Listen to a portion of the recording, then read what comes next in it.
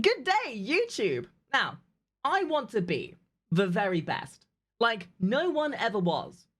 To be the best was my real quest. And to be the best was my real cause. If you're not getting what I'm laying down, today's video is gonna be Pokemon themed! And I found something that, although it's like 2 years old and it might not be as up to date as it could do, I thought it would be rather interesting to delve into the iceberg of grimdark Pokemon lore. So today we are being greeted by Outside Extra with 7 creepiest Pokemon backstories. And if you can find a video with creepy Pokemon backstories that's more modern than the last couple of years, that would be great. Unfortunately, I'm not that adept at finding these things myself, so if you know, by all means, hit me up on Discord, dump them in my Discord section, and yeah, maybe we'll watch them. Who knows? Either way, sit back, relax, come by the Discord, come by the Twitch, join us on Patreon, whatever, and let's see where this wonderful world of Pokemon leads us. I hope I have enough money to pay for a maid to clean up all the stains I'll be leaving. I don't. I know. I fully know that Pokemon can be scary as shit sometimes when you look at some of the creepy pastas. Like, I still remember to this day, when I was but a wee babby, this being completely instilled into my mind. Like, Pokemon is scary. Especially if you read some of the Pokemon descriptions, like Abra, that would literally steal your kid. And then some of the actual creepypastas of the things that came from Pokemon. So to think that Pokemon is this child-friendly show is a very big misnomer. It's not true. Pokemon's terrifying. Let's see what we've got here. Monster Pals loves friendship, teamwork, and not harvesting the souls of dead children. Whoa! We say most because spend some time digging into the backstories of these cutesy characters, and you'll quickly learn that there's a much darker side to this colourful creature-collecting franchise. Oh, thank you for joining us, filled with curses, MJ. horrible ways to die, now you're part of a YouTube and video. The consumption of This human is being souls. recorded. Is that you, Pikachu? What's wrong with your face? That's what Pikachu looks like without having a Twix. Forever. No, Snickers. Apologies in advance. That Pokemon! Alright, before we get into this, I want to just mention something. I was watching somebody open Pokemon cards the other day. And it made me realize that a lot more time has passed than I thought would.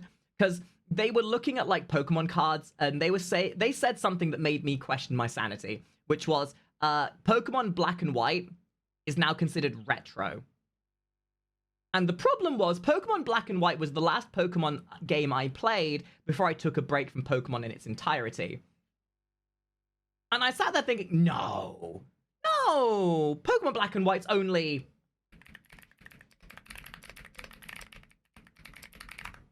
14 years old. I am sorry for the midlife crisis I am giving everyone, but I had to go through a midlife crisis because of this, so now so do you. It kind of just made me... Wait, did you know that we have a Discord and a Twitch? No? Well, now you do. So what are you waiting for? Why don't you click those little links over there and be part of the fun? Just like the rest of us cool kids, you know what I'm saying? Realize, holy shit, dude, Pokemon is ancient. It's like 25 years old now. I was watching this stuff when I was a kid. Yeah, horror stuff. It's Drifloon! Oh my god, what's that? Oh, I've heard of this one. Dude, I am so out of touch with Pokemon. I really am. But I still know full well that even in the modern series, there are some horrifying Pokemon. Even from Terminal Montage's stuff. On his face! Far be it from me to suggest that the Pokemon based around inanimate objects are somehow worse than the animal-based ones, but The thing is, though, I always see people getting upset about the Pokemon that are based around, items, there's that keychain Pokemon, ice cream Pokemon, the garbage Pokemon. I think that's more of a depiction of Japanese culture. Because, I think in Japanese culture, it's a big thing. I can't remember the name of it, but it's in Japanese culture, it's a big thing where if you love something enough, if you cherish something enough, if it's part of your life long enough, it gives it life, essentially. It's the biggest kleptomaniac's excuse for why they hoard stuff, but items of value in Japanese culture have very much more of a... Yeah, yokai, I think the word is. And I think that's kind of what a lot of these, what people would consider to be shit Pokemon are, is the depiction of that within the universe. So, I mean, that's a fun little tidbit. Let's not forget that this is a category that includes the one that looks like a bag of rubbish and the one that looks like a set of keys. Still, they're not all terrible, as evidenced by balloon Pokemon Drifloon. Look at it, with its cute balloon face and little mop of cloud hair. There's and absolutely no way this Pokemon could be anything other than cute and adorable. This is a Pokemon you'd feel comfortable leaving around the many unsupervised children that seem to be running around all over the place in the various Pokemon games. Turns out, however, that that's the Real talk here for a second. Why is the entire Pokemon universe the biggest example about why absent parents are the worst things imaginable? Like, think about it. The amount of kids you just see out in the forest fighting Pokemon. Where are the parents? I mean, sure, some of them are encouraging it, but where are the parents? absolute worst possible thing you can do, because according to its Pokédex entry, Drifloon is a balloon that also has a sideline in child murder. What? Because of its balloon-like appearance, Drifloon is apparently able to lure... You know, in England, having a tagline as child murderer is usually considered part of your CV. But I could understand why a monster being considered a child murderer would be a little bit more disconcerting. Children into grabbing it, at which point it grabs them back and, according to Pokemon Sun, drags them away into the afterlife. What? Jeez, Pokemon, that's the worst thing I've ever... Oh wait, there's a Pokemon Moon Pokédex entry. This is a game made for kids. I don't know why I'm acting all surprised, because we've all known, like, what was it, like Muck? Was it Muck back in the original Pokemon game that literally dissolved people? And like, Abra that would steal kids? And then Hypno that would like hypnotize human beings into its bitch? Let's see what that says. If for some reason its body bursts, its soul spills out with a screaming sound. I take it back. That's the worst thing I've ever read. Apparently it dislikes heavy people due to them being harder to kidnap and murder. What the fuck? I was just wondering if you had any steel toe cap boots. Oh, brilliant. What are your lead-lined jackets like? Great. And sandbags? Cool. How soon can you get those in? Because just as soon as possible. Cringe. But you can tell this video was made 7 years ago. It's got that like early, like mid 2000 teens level of editing to it. But by the way, guys, again, if there is a more modern video that has these like creepy backstories for Pokemon and stuff like that, let me know. I am always on the lookout for like things to react to and things to watch with you guys. You can leave them on the subscriber section in my Discord. You can leave them in the off topics if you're not a subscriber. You can suggest them to me on Patreon or just in DMs. I'm always open to new concepts. Jesus Christ. This is Stuffle, a new Pokemon introduced in Pokemon Sun and Moon that resembles nothing so much It's as adorable. an adorable stuffed bear. Because it's so cute, Stuffles are very popular. Unfortunately, they appear to dislike being touched and will flail wildly if approached by a stranger. Stuffles are also abnormally Just like me at an anime convention. Cool, cool. strong for their size, so a stray hit could send a grown trainer flying. When they're that size, it's not so much of a problem, but when Stuffle evolves into Beware, that's when things start getting horrifying. Isn't this the one that's like literally the size of a freaking tanker? For a start, Beware's height is listed as You know, I'm starting to see a similarity here. You know, I'm not going to look too deep into it. 6'11" and its weight at 298 pounds, which, if you're keeping track, are very Is the average weight of your mum. close to the stats of wrestling legend The Undertaker. In addition to this newfound height, Beware also seems to have lost its aversion to human contact. The bad news is it's now really into hugging and apparently totally unaware of its own strength. Oh no.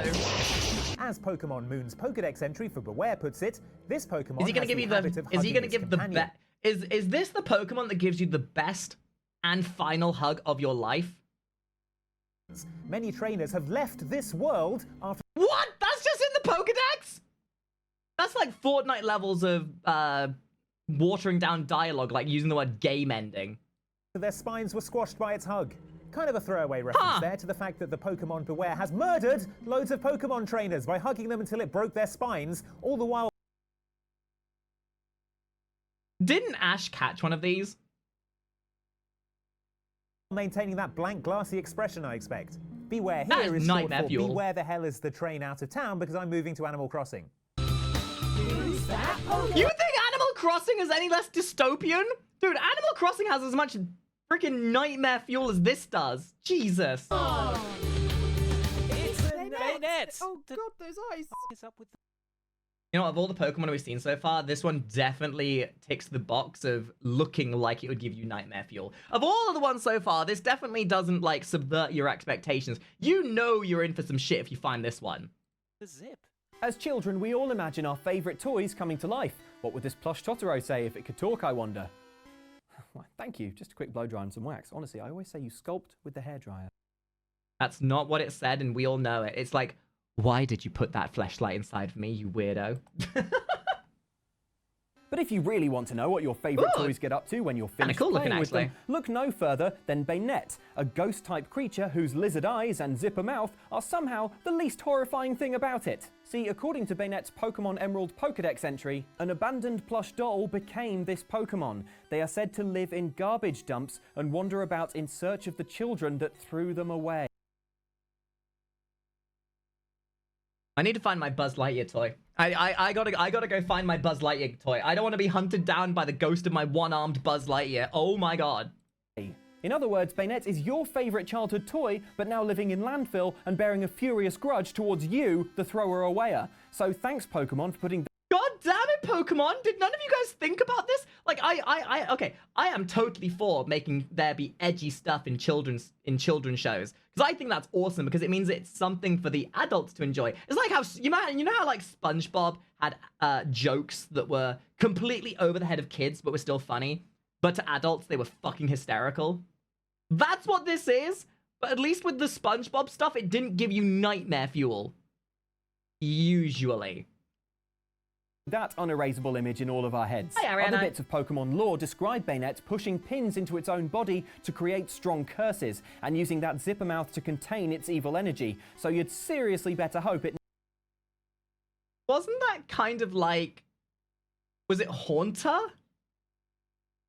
Because like the original one, like again, because I only really was into Pokemon up until like, I think it, like Black and White kind of era, Crystal, Red, Pearl, and with Kyogre and that set of Pokemon. Even in those earlier sets, there were some horrifying Pokemon. Absolutely, like I remember even back then, I would read some of these Pokemon entries and think, oh, that's just horrifying. Oh no. Yeah. We're all boomers, chat. We're all boomers. We're all way too fucking old to be playing around with Pokemon cards. never catches up with you to wreak its terrible vengeance. And if those dozens of Beanie Babies I threw away watching, I'd like to say I'm sorry, I needed the shelf space, and if you'd like to discuss it further, I live inside this active volcano in South America. Who's that Pokemon? Which one's this? It's Yamask. Oh no. Okay, so what nightmare fuel does this Pokemon give us? Do they steal the soul of whoever owns them and puts them inside the egg to hold them onto them forever and ever in an ongoing attempt to make sure that their owner never actually passes on and they get to live with them forever and ever? Wow, that's crazy how I guessed that right off the bat. Yamask is a ghost-type Pokemon that carries around an expressionless mask with it at all times, which is already pretty creepy. I mean, do I even want to know Pokédex? Apparently I do, because here I am reading Yamask's entry, and it turns out the mask is of the face it used to have when it was an alive human, and now... Pokemon are people?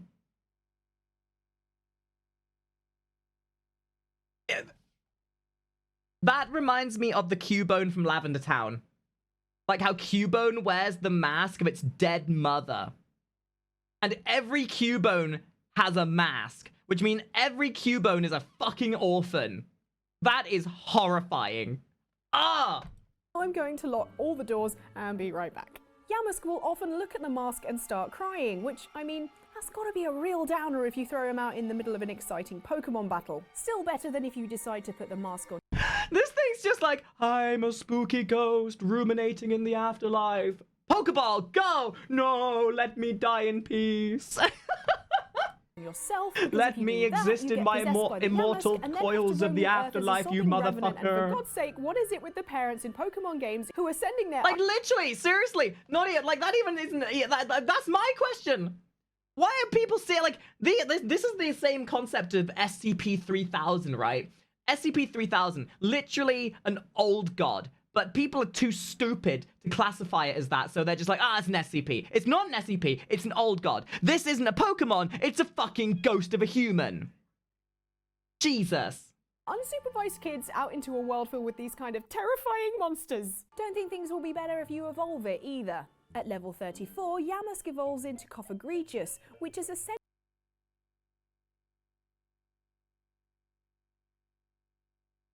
Can we talk to the people who's designing these Pokemon and ask them if they're okay? I don't think they're okay, guys. I don't think they're okay. sentient sarcophagus with grabby hands and a mouthful of fangs that grabs people who get too close, pulls them inside its coffin body, and turns them into mummies. Seriously. Okay, that's kind of hot though, because I've always wanted to be a hot mummy, like maybe like a Bernice type mummy, maybe a Kafka type mummy. I mean, if they could make me a mummy with like big hadonka badonkas, that'd be great. Like we're talking anime mummies, right? Like that's actually not such a bad idea. Like a Pokemon that just turns you into a waifu. I think that's pretty cool. Seriously though, every parent in the Pokemon games should be in prison. Who's that Pokemon? It's Palossand Castle. That's gotta be a modern Pokemon. There is no way that is from like an OG. Like that's almost like Diglett levels of nonsensory. That's actually a Pokemon. Gen 7? Yeah, it looks like a Gen 7. It really does. Palossand. It's Palossand. Come on, Andy, God. Now, I know what you're Does this thing just eat people? Is that why this is horrifying? Does it just eat people? Does it wait in sandy areas for someone to step on it and then eats them? thinking. That's a sandcastle. There's no possible way they could make that creepy. And what reason would they have for doing so? And that is why you don't work at the Pokemon Company, my friend, because buckle up and check this shit out. Yes, Sandygast and its evolved form Palossand look like regular sandcastles, but unsuspecting people who approach it end up falling under its control. Once possessed, these victims add sand to Palossand's body, making it bigger and more dangerous. This in turn makes its power to curse stronger until, presumably, the entire beach is just one massive sandcastle waiting to hex passers-by. So at what point are Pokemon like this seen as such a threat that they need to be, you know, taken out back like old Bessie and BAM! These are quite literally SCPs. These aren't Pokemon used to battle with a children's card game, no. These are a public menace, these are a threat to society, and these are the kind of things that if they were in a real world where people weren't under the guise of blunt ignorance of thinking that they could train and capture these things, would be handled with extreme 9mm discretion. Or a flamethrower. Or a 9mm flamethrower. And napalm. Of course, it wouldn't be a Pokédex entry without some additional horrifying detail, and so we turn to Palossand's Moon Dex entry, which informs us that buried beneath the castle are masses of dried up bones from those whose vitality it's drained, as illustrated by this. It eats people. It eats people. It actually eats people. I was joking! I was joking! I was joking! No! Oh, that's horrifying! What of that poor Pikachu? So this is why Palworld is better than Pokemon for a number of reasons. At least Palworld doesn't hide the fact that it's a grotesque, gritty, horrible universe where every single pal in the Pal universe will fuck you or kill you. Charming artist's impression of it murdering a Pikachu. Not being funny or anything, but does someone want to go over and check on the Pokemon team? That's what I'm saying! That's what I'm saying! I said that 5 minutes. Honestly, what's going on over there, Pokemon? Like, honestly, is dealing with the Palworld shit been really that much hassle for you guys? Make sure they're all alright, getting enough fresh air. We're worried about you guys, seriously. Do they need a psychiatrist? Who's that Pokemon? Do I know this one? It's Komala! It's quite cute. What? Do not the Komala. Kamala Harris, anyone? Kamala Harris? Damn, our next president looking kind of hot, right? What's wrong with it? What's wrong with it? What's it doing to that log? Yeah, what could possibly be wrong here? What could... Is this... Okay, let me take a wild guess. Let me guess. If you wake it up, it'll play its gong, and if you hear the sound of its gong, you fall into the forever sleep. By this point, you've probably realised that many Pokemon are a bottomless well of horrors, so if you're smart, you'll only want ones in your squad that are A, small, and B, fluffy. And they don't come smaller, or indeed fluffier, than Komala, the 40cm tall koala could Pokemon possibly be found wrong in with this Pokemon Sun and Pokemon, Moon, except everything about whom is almost painfully cute. I mean, just look at it. It makes real koalas look like trash. Owners of Pokemon... Yeah, but unlike real koalas, this thing probably doesn't have chlamydia. Pokemon Moon will find a reassuringly adorable Pokédex entry for Komala, one that describes how this soft bundle of hugs has a present from its mum and dad and loves to hug your arm. Adorbs, but I actually have Pokemon Sun, so let's see what cute info we can find. What? According to Sun's Pokédex, Komala is born asleep and it dies asleep. All its movements are apparently no more than the result of it tossing and turning in its dreams.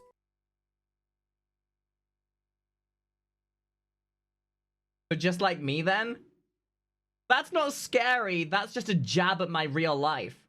Every motion that I make is just an inflection of my ongoing psychosis. Like, the words that I'm saying right now, I'm just having a fucking nightmare. I'm dreaming about a world run by hedgehogs currently. Oh, that's horrifying.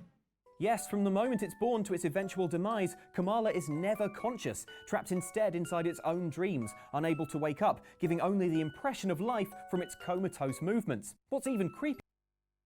Oh, you're literally commanding a corpse. Hey, Ash, I'm so glad you own that Komala there. Yeah, do you want to, like... Do you want to have the coffin that goes with it? Maybe? That's... really grim. That's really grim. Oh my god. Here is that the dreaming Komala must surely believe itself to be awake, reminding us of the impossibility of knowing for sure that anything we see or experience is real at all. Are we dreaming like Komala? Is it too far even to suppose Komala's Pokédex entry may be a message from our subconscious trying to tell us to wake up? No more Pokemon today. No more. Yeah, this was gonna be in there. So this is one of those Pokemon that I've been subjected to because of the popularity of it. Also because people keep drawing it as a really sexy anthropomorphic female with huge fucking thighs, and I can't get over how goddamn sexy they make this thing. But also it's horrifying in everything that it stands for, because it tries luring you in. Jesus, what Something wearing Pikachu's skin. Hero worship can be an ugly, ugly thing, as Luke's Outside Xbox fanfiction can prove. Mine's way better. And that's never more true than when your hero is adorable king of the Pokemon, Pikachu, the fluffy electric... Man, I'm gonna get bricks thrown at me for this. Pikachu's such a basic bitch. If Pikachu's your favorite Pokemon, boo! Nah, Pikachu's basic, bitch. Get you a real Pokemon.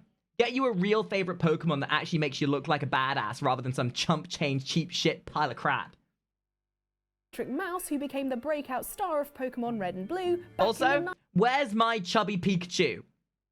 This right here, he was the chonk. He was the chonky boy. Where's my chonky Pikachu? 90s, and whose cherry red cheeks have become a fixture of pop culture since. It's hard to know how you'd even begin trying to achieve the level of success that Pikachu has, but I guess you'd start by tying someone in my chat just said my favorite Pokemon is Lucario, followed by Zoroark. So, guys, everyone laugh and point at the self-reported furry. Yeah, there's a very easy way to report yourself furry, and that's it. That's it right there. Look, everybody! Look at the furry! Ha ha ha ha ha! Yeah, you a Pokemon fucker, and I love it. Real talk, though. Greninja? Mwah. What that tongue do? What that tongue do? Filthy bag over your head. Such is the tactic employed by Mimikyu, the famously lonely Pokemon who dresses in rags that are painted to look like Pikachu, or what a child who's being haunted by Pikachu would draw over and over again in their maths book. Mimikyu certainly looks like the stuff of nightmares, but believe it or not, what is underneath those rags is canonically even worse. As the God. Pokemon Sun Pokédex explains, a scholar who saw what What do you mean it's unknown? What do you mean? Just take the sack off. The only thing, if something that small, the only thing I could possibly imagine that's under that tarp are my tax returns.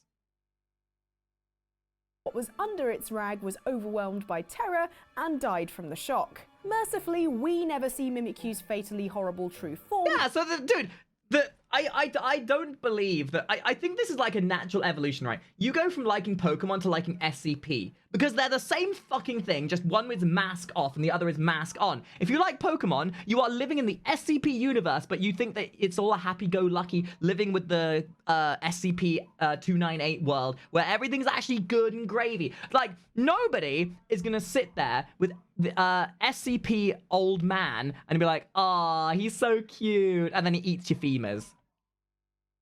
But we are afforded glimpses of some kind of black tendril that occasionally lashes out in battle, hinting at a truly unknowable horror beneath that sackcloth disguise, which, by the way, can be broken with a well-placed attack, at which point Mimikyu's false head rolls broken to one side, upsetting everyone. Despite being a total horror show, Pokemon fans have really fallen for Mimikyu, whose misguided attempts to be popular we can all relate to on some level. Won't be long till I have all the bits I need for my Andy Farrant disguise. Then we'll see who's the big famous YouTuber. I'm scared. I'm scared, guys. I don't want to play. I don't want to be a Pokemon enjoyer anymore. I think I'm gonna go play something and enjoy something that's not nearly as nightmare fuel inducing. Digimon. Digimon's definitely not as nightmare fuel. Oh no, it's worse, isn't it? My shoes.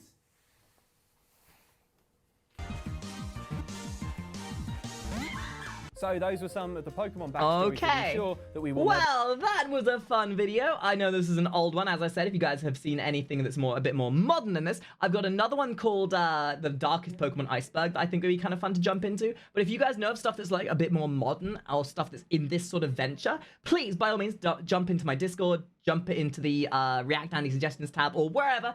Make sure I'm able to see it, whatever. And maybe we'll give it a gander. We'll get it out. These are always fun to watch. So go like the original, go subscribe to Outside Extra, and I'll see you guys in the next video. Bye-bye now. Bye-bye. Bye-bye.